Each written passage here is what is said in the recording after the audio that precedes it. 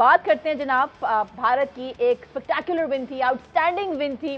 किस तरीके से लास्ट फ्यू ओवर डिसाइडेड कि ये जो शिकस्त है ये दोबारा जाएगी साउथ अफ्रीका के हक में तो नहीं कहना चाहिए, लेकिन ऑफ कोर्स उनके नसीब में। ये नहीं कहा जाएगा कि चोकर से अच्छा खेला, लेकिन वही बात, एक्सपीरियंस नहीं थे, फाइनल्स में कभी गए नहीं थे, प्रेशर बर्दाश्त नहीं कर सके।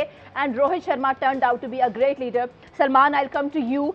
इस बार 4 रिटायरमेंट्स हैं, not just Rahul Dravid as the head coach, maestro Virat Kohli की बात करें, हिटमैन रोहित शर्मा की बात करें, या हम बात करें रविंद्र जडेजा, इन सब ने T20 फॉर्मेट से खैराबाद कर दिया इस फॉर्मेट को। राहुल द्रविड़ जो है वो हेड कोच भी नहीं रहे।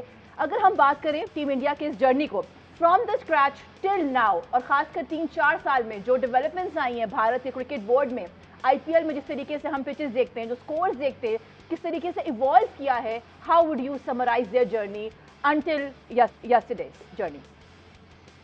देखिए, फर्स्टली तो ये बड़े प्लेजेंट गुड बायज थे। ये जो चंद प्लेयर्स का आपने नाम लिया, including the head coach Rahul Dravid, and I think not everyone is so fortunate कि एक फेरी टेल एंड हो उनकी कहानी का।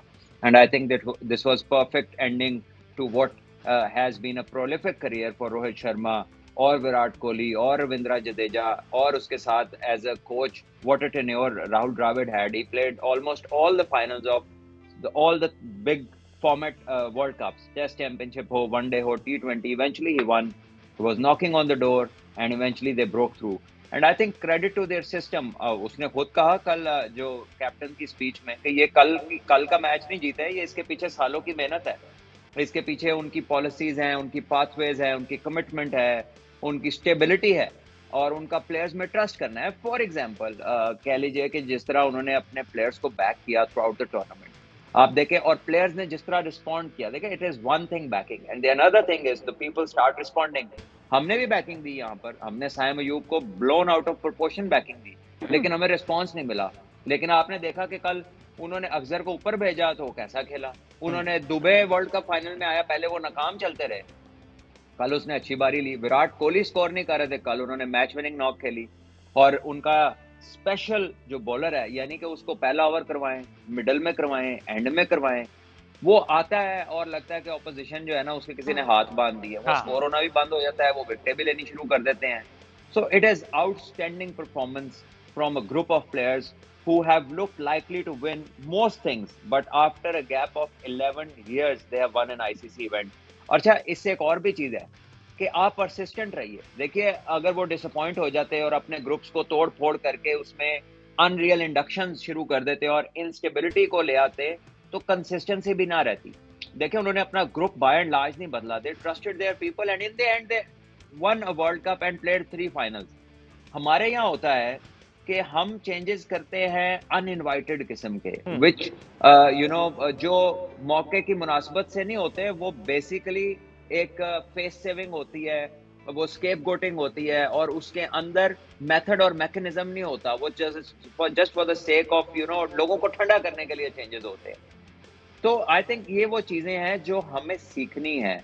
इवेंचुअली देखिए, हमारा एक डाउनफॉल जरूर है। हम अपनी जिस शान की क्रिकेट पाकिस्तान क्रिकेट बोर्ड खेलता है, जितने लेजेंड इस मुल्क ने दुनिया क्रिकेट को दिए हैं, उस शान के मुताबिक हम पिछले काफी अरसे से एग्जिस्ट नहीं कर रहे। हम as an average cricketing side जो है ना, हम पिछले काफी अरसे से एग्जिस्ट कर रहे हैं। तो हमने कहीं ना कहीं तो टर्न अराउंड करना है, खुदा न खास्ता इसी पाथ पे नहीं रहना। तो मेरा ख्याल है कि हमें अच्छी चीजें पिक करनी चाहिए। जैसे राजा साहब ने कहा कि हम criticism for the sake of criticism नहीं करते, हम साथ सॉल्यूशंस भी देते हैं, हम साथ आइडियाज भी लेकर आते हैं, और हम उम्मीद करते हैं कि हमारी इन बातों को पॉजिटिव लिया जाएगा। क्योंकि ना मैं पीसीबी की नौकरी ढूंढ रहा हूँ, और ना राजा साहब पीसीबी की नौकरी ढूंढ रहे हैं, और ना हमें जरूरत है। अगर आपने किसी से कोई इन्फॉर्मेशन लेनी है, and if you think somebody carries a decent piece of brain on his head, तो you can always ask for it and we can give it. ये ऐसा नहीं है कि कोई खुदा न खास्ता हमने पैसों के एवज ही कुछ देना है आपको करके, या किसी पोजीशन के एवज ही देना है।